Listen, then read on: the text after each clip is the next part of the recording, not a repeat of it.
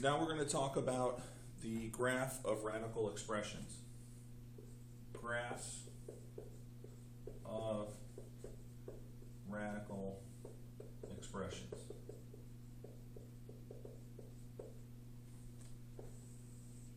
The first graph we should talk about is y equals the square root of x. This is known as the parent function. The reason it's the parent function is because the math model is a times x minus h plus k. This is the math model. For it to be a parent function, a must be 1, h must be 0, and k must be 0. So you can see here that the parent function is basically the stripped down version of the math model. Okay, it has a 1, it has no h, and it has no k. There's 0. Okay, so we want to graph the parent function. Well, there's a few things we should note first. One of the first things we should note is that the vertex of the equation, the vertex's x and y coordinates are at the address of the variables h and k. So notice that the x coordinate is h and the y coordinate is k. The thing we should be careful of is that the math model calls for x minus h. So what you want to do is you want to use the opposite of whatever sign is here, because if this is calling for x minus h, so if we have something like x minus 3, what we want to understand that the math model calls for x minus, so this 3 is really a positive 3 for h. Okay? K stays the same, but h we have to be careful of, and we want to use the opposite value of it. Okay, so from here, what we want to do is we also need to define the domain and the range. The domain of the function is all real numbers greater than or equal to h. So the way we do that is we want to write h first, and then we want to write infinity going positive. Because remember, we cannot take the square root of a negative number, so what we want to do is we want to take all of the numbers that are h's value or greater. And you'll find out why as you try some of these, that h has to be the lower limit. Okay? And that's the domain. The range of all of these functions is special. The range is affected by the sign of a. If a is negative, then the range goes from negative infinity to k and stops. And if a is positive, then the range goes from k to positive infinity. So those are the special things about the math model. And now what we're going to do is we're going to graph the parent function, and all of the equations should look somewhat similar to the parent function.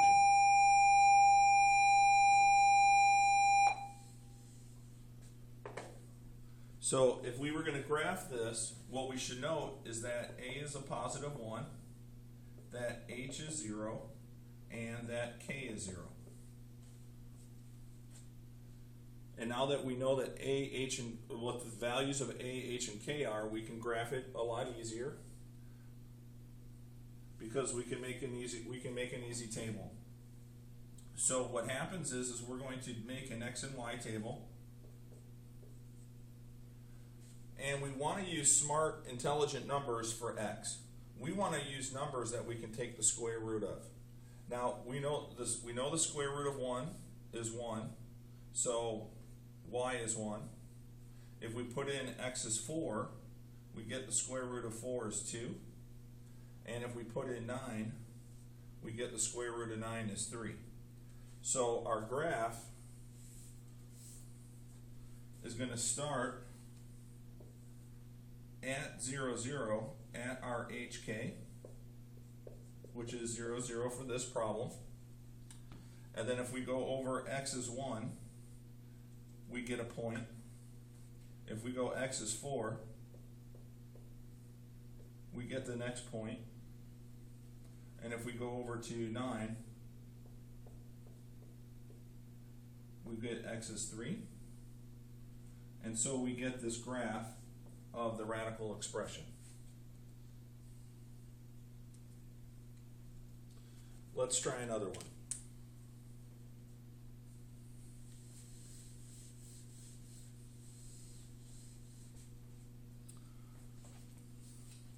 So the next problem I want to try is 1/4 of the square root of x. Again, we should make an x and y table. We know if x is 1, that y is 1. We know if x is 4, then y is 2. If we know that x is 9, then y is 3.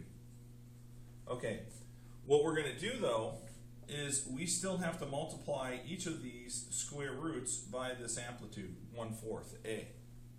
So what we're going to do is we're going to write in 1/4 the square root of x,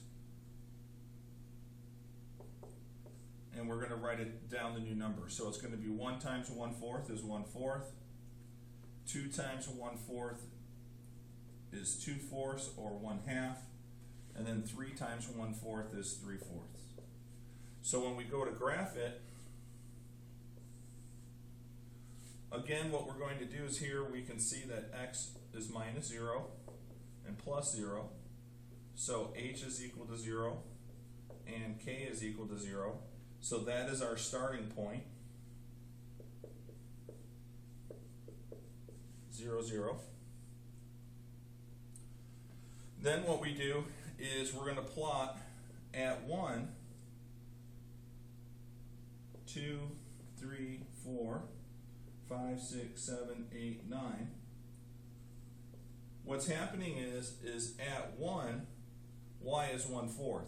So we want to plot 1, 1/4. At x is 4, y is 1/2.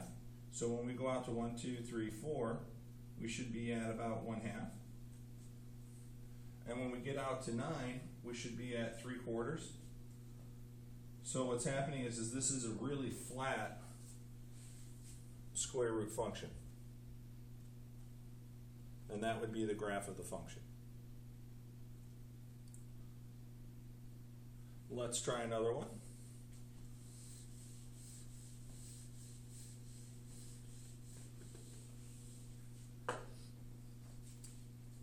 Let's try the negative 1/2 square root of x. And again, I would start with an x and y table, just to make your life easier. So again, if x is 1, y is 1. If x is 4, y is 2. If x is 9, y is 3. Then what we do is we multiply that by the negative 1/2. So we get negative 1/2. We get 2 times negative 1/2, which is negative 1. And we get 3 times negative 1/2, which is a negative 3/2. And now what's happening is the negative is turning the graph upside down. So what we want to do is we want to be careful that we change the way that we set up our line. We again have h is 0.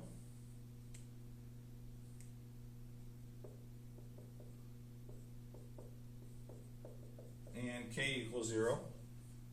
So we have our starting point at 0, 0.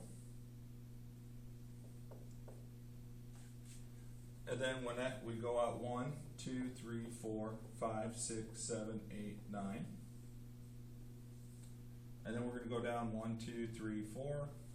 Okay, now what's happening is at x is 1, we get negative 1/2, so we would be here. At x is 4, we would be at negative 1, so we would be here. And at x is 9, we would be at negative 3/2, so we would be here.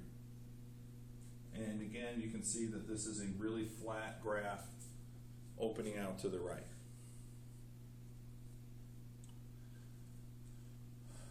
You can also see here that our domain starts at h. See how it starts at h? It starts at the x value. And it goes to positive infinity on the x-axis. We go out that way. And then the range, because a is negative, our range would be, it's going to be going down to negative infinity. It'll take a long time to get there, yes, but you will get there eventually. So what will happen is we'll start at negative infinity, and we'll be coming up, and we'll terminate and stop right here at k. And that is 0 in this problem. And that is how you define, it's how you graph a radical expression and define the domain and range. And let's try another one.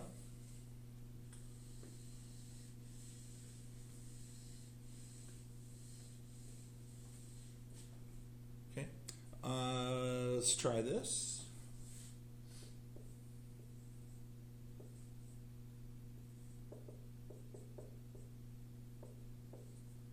X minus 1 minus 2. And what we're going to do now is, because our domain is going to go from negative, it's going to start at negative 1. Well, is it going to start at negative 1 or is it going to start at positive 1? Remember that this is part of the math model. And what we want to do is we want to understand that h is positive 1. And it's going to go to positive infinity, the domain. So when we set up our x and y table, we want to start at a number that's 1 greater than this. Okay? Because if you put in 1, you're going to get 1 minus 1. So check it out. If you put in 1, you get 1 minus 1, which is 0. So you get 0 as a result. Well, or do you? You get 0 in here. You get 1 minus. So let's change the way we're going to do our table. It gets kind of confusing if you leave it like this. So you're better off doing it like this.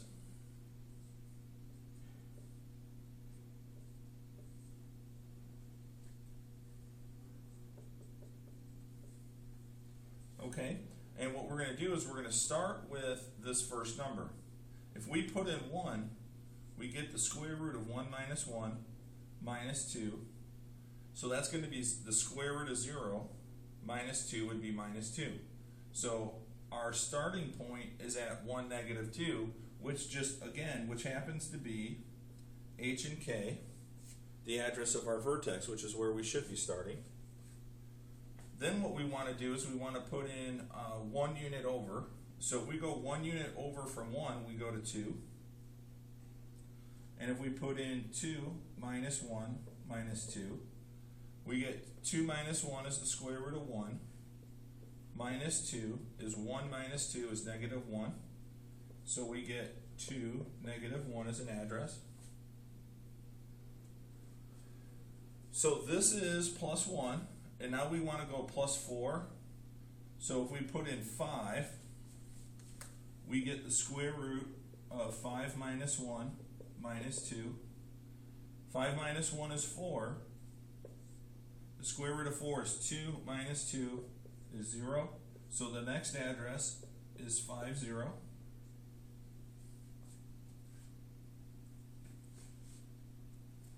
And if we do the same thing for 9, well, we don't want 9. What we really want to do is we want to add 9 to 1 so we get the square root of 3 is the trick.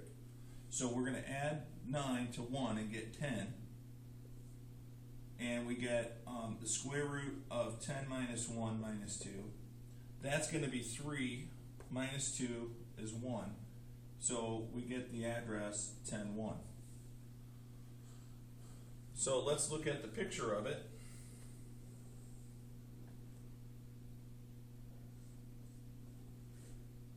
1, 2, 3, 4, 5, 6, 7, 8, 9, 10, 11, 12.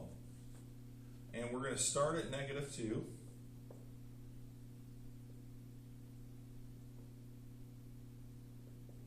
And we're going to go as high as, I think, just 1 or 2 or 3. The idea here is that we're going to start at 1, -2. So x is 1, we're going to be at -2. This is the value of h and k. So notice that this is a positive 1 and a -2. It matches our vertex. Then what we want to do is we want to plot the next point, which is at 2, -1. Then we want to plot our next point, which is at 5, 0. And then we want to plot our next point, which is at 10, 1.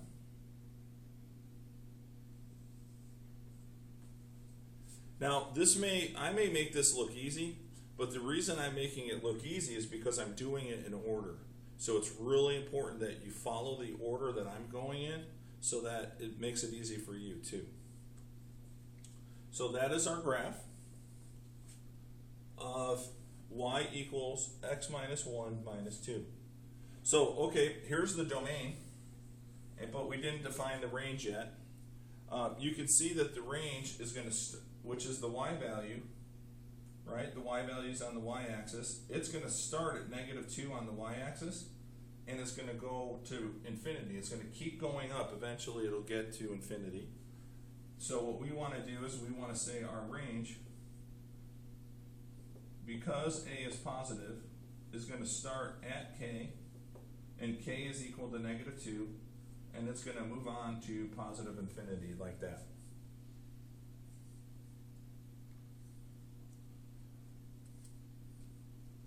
Okay, let's try one more, just for fun.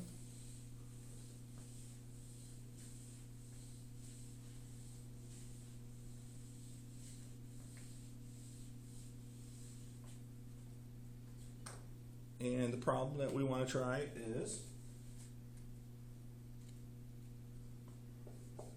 x equals, and this pen isn't the right pen. I want to try this pen. Use this one. So letter E, the last example I'm going to do of these is y equals 1/2 the square root of x plus 3 plus 1. And what we want to do is we want to understand here that a is equal to 1/2, that because this is x minus, this has to be -3 for it to be a positive. So h is equal to -3, and then k is equal to +1, whatever this number is. Then we want to make an x and y table. But when it gets involved like this, you want to put the equation that you're going to be evaluating in the middle. It just makes your life easier. And then put the coordinates of x and y that come out of the evaluation. So we want to start with, if this is +3, what's happening is we want this x plus 3 to be greater than or equal to 0. This is our domain.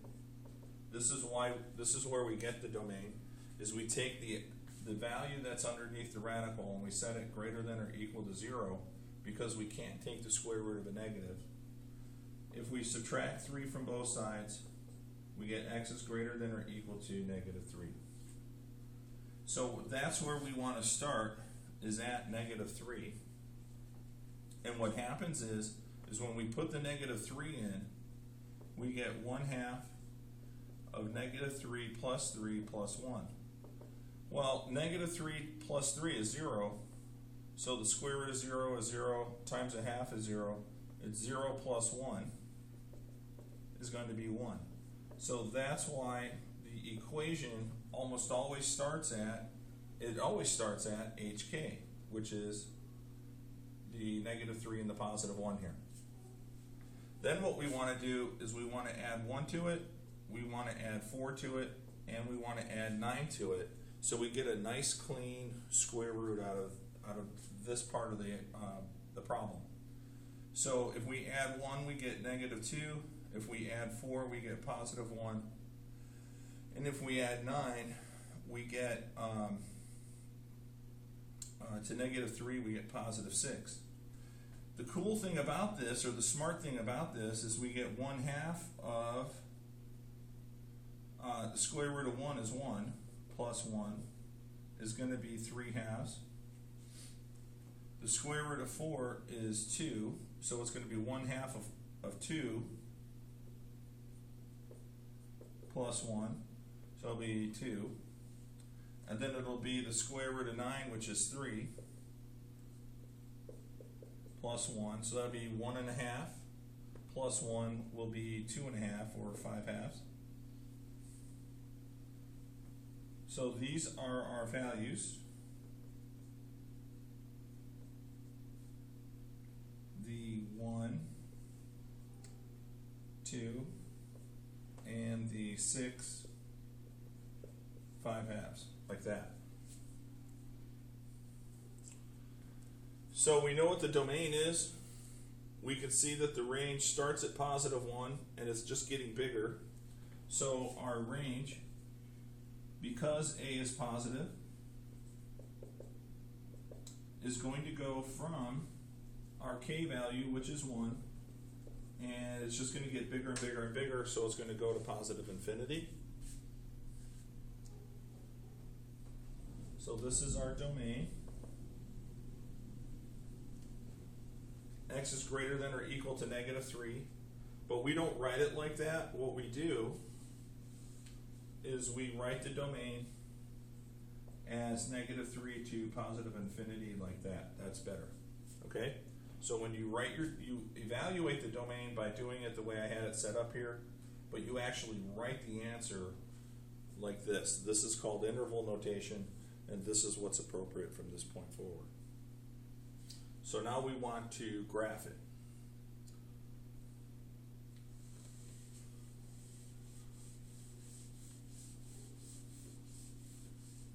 Okay. So our graph, we know is going to start at 3, 1.